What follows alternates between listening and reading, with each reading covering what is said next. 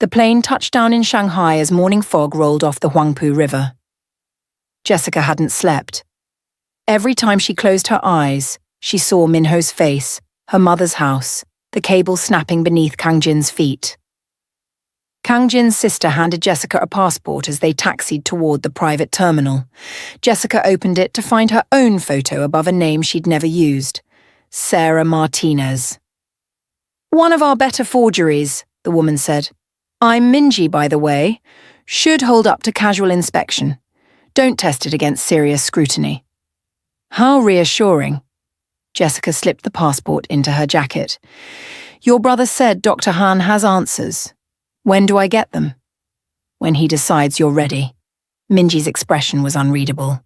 "Fair warning, Dr. Han doesn't work on anyone's schedule but his own." The jet's door opened onto humid Shanghai air. A black SUV waited on the tarmac, engine running, no driver visible. Kang Jin descended first, scanning the area before gesturing for Jessica to follow. "Gate 47 was code," he said. "The real meeting point is a tea house in the French concession.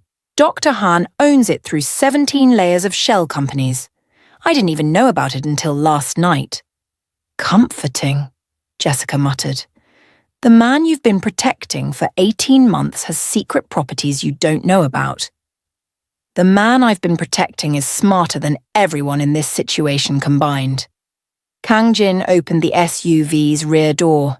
"And why we're about to find out how badly we've underestimated him." The tea house was tucked down an alley off Yongkang Road, so nondescript that Jessica would have walked past it without a second glance. Inside, traditional Chinese architecture merged with modern security, cameras hidden in ornate woodwork, reinforced doors disguised as antique panels. A young woman in a xipao guided them through a private entrance to a room overlooking a small garden. Dr. Han sat at a low table, preparing tea with the careful precision of someone performing a sacred ritual. He looked exactly like his photograph, slight, elderly, with wire-rimmed glasses and age-spotted hands, but the eyes behind those glasses were sharp as surgical steel. "Miss Chen," he said in perfect English, "please sit. You've had quite an evening." Jessica remained standing. "You lied about the compound. What else are you lying about?" "Everything and nothing." Dr. Han poured tea into 3 delicate cups. "The compound was real. The medical applications are real. What Kang Jin told you about my defection from North Korea is real. But the story we've all been telling about why Beijing wants me." He smiled faintly. "That part was theatre." Kang Jin's hand moved to the weapon at his hip. "Explain, now." "Sit down, Jin. If I wanted you dead, you'd have died in Seoul." Dr. Han's tone held gentle rebuke. "I orchestrated Minho's betrayal, fed him information through carefully constructed channels, ensured he'd contact Beijing at precisely the right moment, even suggested he recruit an American journalist to add credibility." The words landed like physical blows. Jessica felt her knees weaken and forced herself to remain upright. "You used me." "I used everyone." Minho thought he was running an intelligence operation. Beijing thought they were stealing valuable research. You thought you were exposing crime. Dr. Han sipped his tea.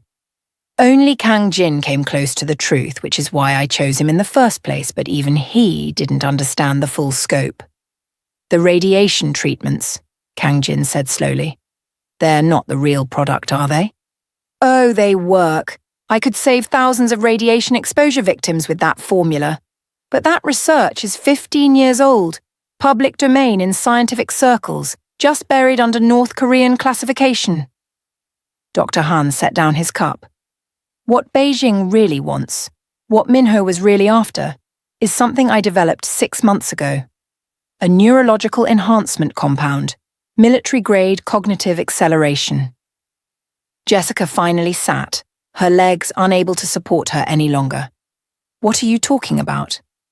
"The paralytic I had Kang Jin use on you was a derivative. Temporary, reversible, diagnostic. The real compound enhances neural plasticity by 400%, increases processing speed, improves memory retention to near-perfect levels." Dr. Han's expression remained placid. Imagine a soldier who can learn a new language in 3 days, master complex combat scenarios in hours, process battlefield data like a supercomputer. That's not possible, Jessica breathed. I have 6 test subjects who would disagree. All volunteers, all showing sustained enhancement with minimal side effects. Dr. Han refilled his tea. Beijing learned about the research through industrial espionage 8 months ago. They've been trying to acquire me ever since, but they're not the only interested party. Kang Jin's jaw tightened. Who else? The Americans, the Russians, the European Union, even North Korea has put a bounty on my head. Dr. Han's smile turned cold. Everyone wants cognitive enhancement for their military, their intelligence services, their elite forces, and everyone is willing to kill for it. So why tell us? Jessica demanded. Why bring us here if we're just pawns in whatever game you're playing? Because pawns can become queens, Miss Chen. Dr. Han stood, moved to the window. 3 weeks ago, I discovered that my research was being weaponized. Someone stole my early trial data and created a crude, unstable version of the compound. They tested it on unwilling subjects, political prisoners, refugees, people no one would miss. The results were catastrophic. Complete neural breakdown, psychotic breaks, death within 72 hours. The room went silent except for the distant sounds of Shanghai traffic. Who? Kang Jin's voice was dangerous. Who stole it? That's what I'm still determining. The theft was sophisticated, professional. It could have been any of the intelligence services tracking me.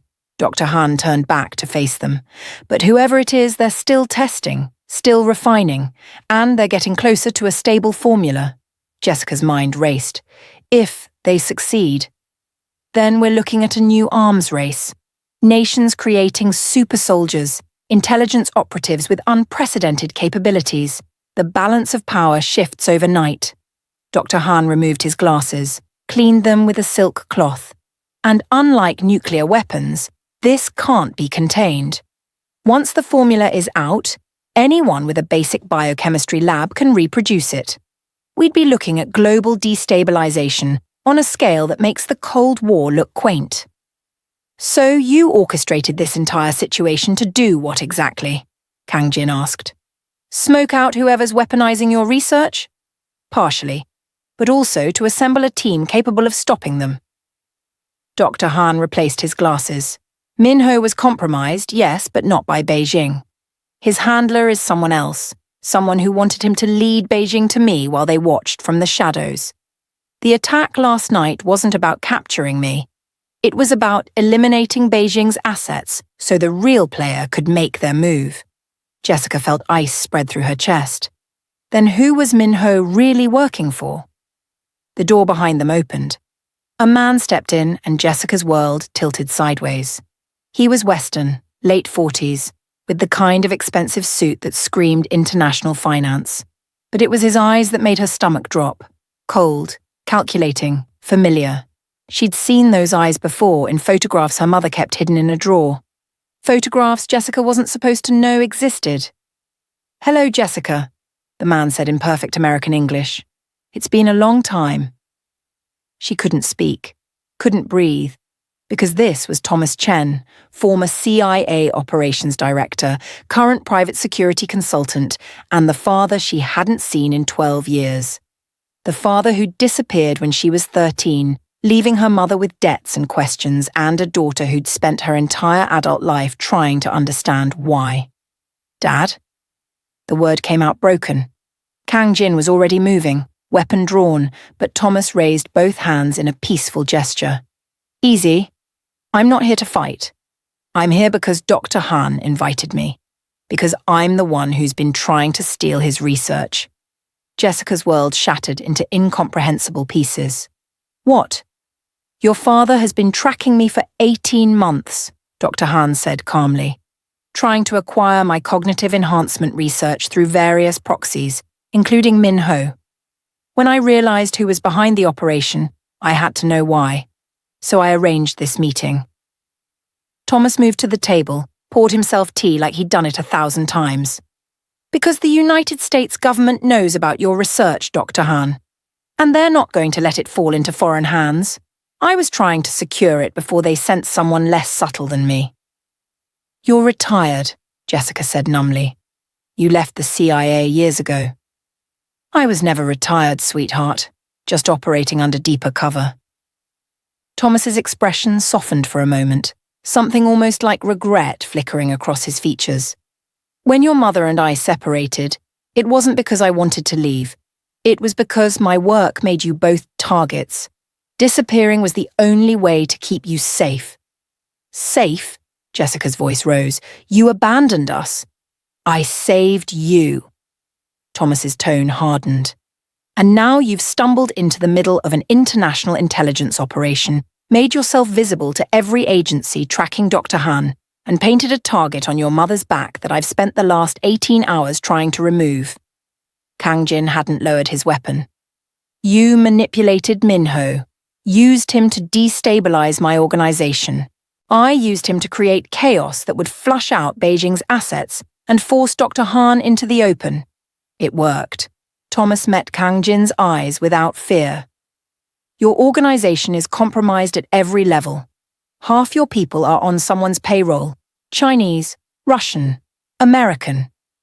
You've been operating in a fishbowl for 6 months. That's a lie. It's the truth and you know it. Thomas set down his tea. Which is why Dr. Han brought us all here. Because separately we're all targets. Together we might actually survive what's coming. Dr. Han returned to his seat. Thomas is correct. Every major intelligence service knows about my research now. Minho's operation confirmed what they suspected. Beijing will regroup and come again. So will the CIA, FSB, MSS, and at least 6 other agencies I can name. We have perhaps 12 hours before this location is compromised. So what's your play? Kang Jin demanded. Get us all in one room and hope we cooperate? My play is to offer you all a choice. Dr. Han's voice remained calm. Thomas wants my research to give the United States military superiority. Beijing wants it for the same reason. You, Kang Jin, want it because you've built your entire operation on controlling valuable assets. And Jessica, he looked at her with something like sympathy. You want the truth. You've always wanted the truth, even when it destroys everything you thought you knew. Jessica couldn't look at her father, couldn't process that he was here, that he'd been alive all this time, that everything she'd believed about her family had been a lie. What's the choice? She asked hollowly. Help me destroy the research. All of it. Every sample, every formula, every test result. Dr. Han's expression turned grave. I created something that will change the world, yes, but not in the way anyone hopes. Cognitive enhancement isn't like nuclear weapons. It's not something that can be controlled. It's something that will be used, abused, and ultimately weaponized until we've created a permanent underclass of unenhanced humans and a ruling elite of the cognitively superior. You're asking us to walk away from the most valuable intelligence asset in modern history, Thomas said quietly. I'm asking you to prevent a future where your daughter becomes obsolete the moment someone creates a better version of humanity. Dr. Han's words landed like hammer blows. This research will be the end of human equality as we know it. And I won't be responsible for that. The room fell silent. Kang Jin finally lowered his weapon. You're asking us to make ourselves targets for nothing. Every agency that wants this research will assume we have it. We'll spend the rest of our lives running. Yes, Dr. Han agreed. But you'll spend those lives as humans, not as architects of humanity's next evolutionary split. Jessica found her voice. And if we refuse? Then I'll activate the kill switch I built into every sample. Dr. Han's smile was sad. All test subjects will experience complete neural collapse within 12 hours. All stored compounds will degrade into inert proteins. And I'll die of a heart attack caused by a microchip I had implanted in my chest 2 years ago, taking every secret in my head with me. Thomas leaned back. You've been holding all the cards this entire time. I've been holding the only card that matters, the willingness to destroy my own work rather than see it abused. Dr. Han looked at each of them in turn. So choose. Help me end this, or watch me end it myself, and spend the rest of your short lives being hunted. Before anyone could respond, the door burst open. The young woman in the shipao stumbled in, blood streaming from a cut above her eye. They're here, she gasped. East entrance, breach the outer security. Which team? Dr. Han demanded. Unknown, not Chinese, not American. Speaking Russian, but moving like special forces. She swayed, caught herself on the doorframe. 6 operators, maybe more. They're killing everyone. Thomas was already moving, pulling a concealed weapon. Russians shouldn't be here this fast. Unless... An explosion rocked the building. The window behind Kang Jin shattered, and he threw himself backward as gunfire tore through the room. Jessica hit the floor, glass raining down around her, ears ringing from the blast. When the smoke cleared, Dr. Han was gone. So was a metal briefcase that had been sitting beside the tea table. Damn it! Thomas rushed to where the old man had been standing. A hidden panel in the floor stood open, revealing a ladder descending into darkness. He played us. This whole thing was a setup to see how we'd react. More gunfire, closer now. Minji returned fire through the doorway, dropping an operator in tactical black. We need to move now. Kang Jin grabbed Jessica, pulled her toward the hidden passage. Go, we'll regroup below. My father. We'll have to save himself. Move. They descended into darkness, the sounds of combat echoing above. The passage led to a tunnel system, old smuggler routes from Shanghai's colonial days. Water dripped from ancient brick walls. Behind them, the explosions continued. The tea house was being systematically destroyed, any evidence burned away in the chaos. Jessica's mind raced as they ran through the tunnels. Dr. Han had anticipated this, planned for it. The entire meeting had been a test, a way to gauge their reactions, which meant somewhere in this city, the old man was executing the next phase, with or without their cooperation. The tunnel opened into a storm drain near the Bund. They emerged into early morning sunlight, blending with crowds of tourists and locals. Kang Jin's phone buzzed. He checked it, face going pale. Message from Dr. Han. He's uploaded everything to a server in Iceland. Dead man switch activated. If he doesn't enter a code every 6 hours, the files release automatically to every major news organization and scientific journal in the world. So he's doing it, Jessica breathed. With or without us, he's releasing the research. Not all of it. Kang Jin showed her the screen. He's keeping the synthesis protocols. The actual process for creating the compounds, that's still leverage. But the theoretical research, the test data, the proof that it works, that's going public in 6 hours unless someone stops him. Thomas emerged from a different tunnel exit, bleeding from a shoulder wound but mobile. We need to extract. My team has a boat at Weitan Terminal. We can be in international waters in 30 minutes. What about Dr. Han? Jessica demanded. He used us, Jessica. This whole thing was orchestrated to create exactly this situation. Thomas grabbed her arm. We need to leave before we're identified. Jessica pulled free. I'm not running. If he's releasing the research, I want to be there when it happens. I want to tell the story. You want to die, Thomas said flatly. Every agency will assume you have the synthesis protocols. They'll torture you for information you don't have. Then I'll die doing my job. Jessica met her father's eyes. You taught me that some stories matter more than survival. Were you lying about that too? The words hit harder than she'd intended. Thomas flinched, something breaking behind his carefully controlled expression. I wasn't lying, he said quietly, but I was wrong. Survival matters. Or integrity matters more. Jessica turned to Kang Jin. Can you track Dr. Han? Before Kang Jin could answer, Minji's phone buzzed. She checked it, went very still. We have a bigger problem. Minho just posted a video on every dark web intelligence market. He's offering the synthesis protocols to the highest bidder, claiming he extracted them from Dr. Han before we escaped Seoul. That's impossible, Kang Jin said. Dr. Han never had them in Seoul. Doesn't matter if it's true. Half the intelligence community will believe it. Minji's fingers flew across her phone. And Minho's offering proof. Partial data, enough to be convincing. He's creating a bidding war for worthless data, Thomas said slowly, drawing every player into the open, Dr. Han's work again. Jessica's journalist instinct screamed that something was wrong. Too many moving pieces, too much chaos. We're still being played, she said, all of us. This isn't about the research anymore. A new message appeared on all their phones simultaneously. Pudong Airport, Terminal 2, Gate 73, 1 hour. Come alone or don't come at all. Final offer. H. Thomas checked the message, then looked at Jessica. He's herding us again. Question is, do we let him?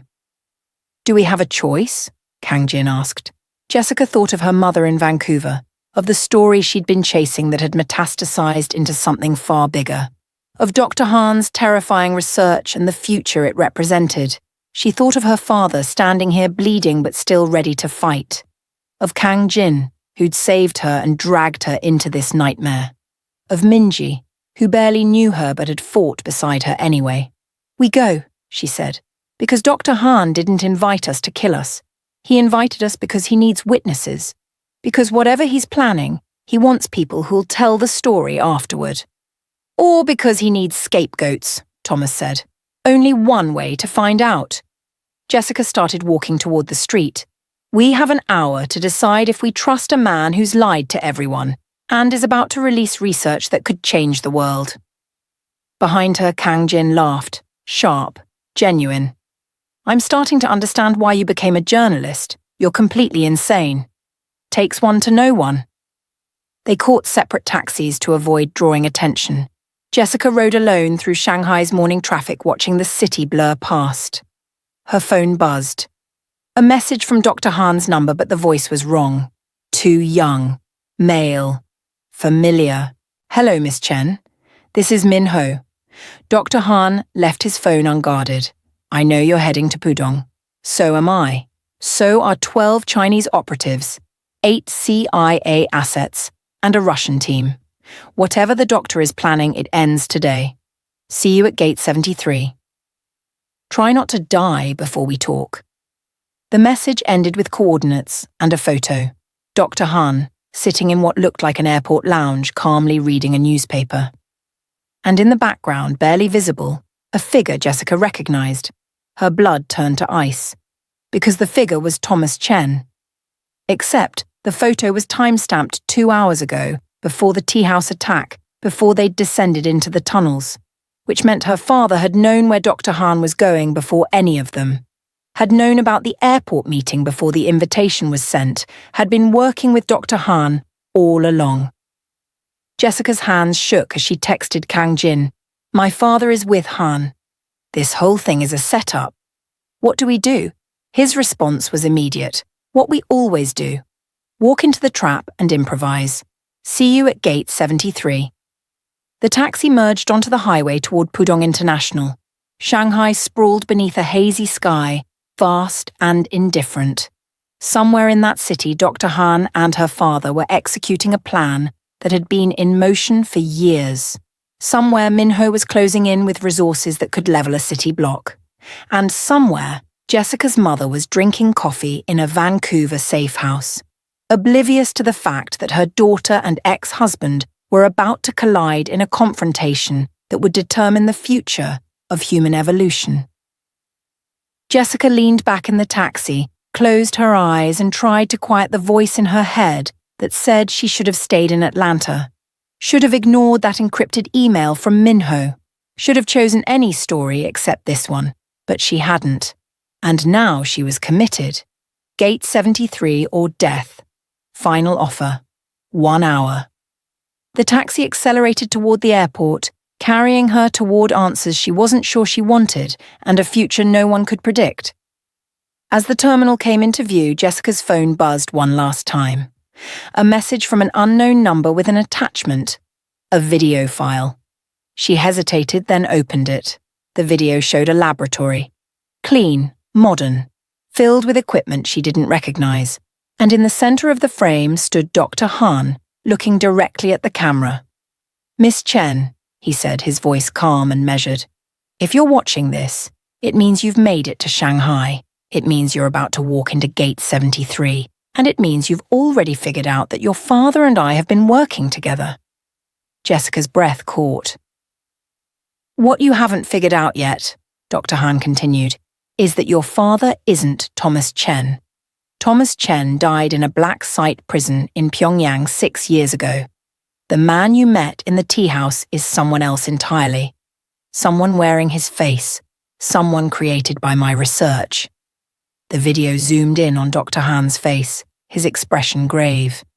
The cognitive enhancement compound was never the real breakthrough, Jessica. It was always a cover story. What I actually created was something far more dangerous, something that makes super soldiers look like child's play.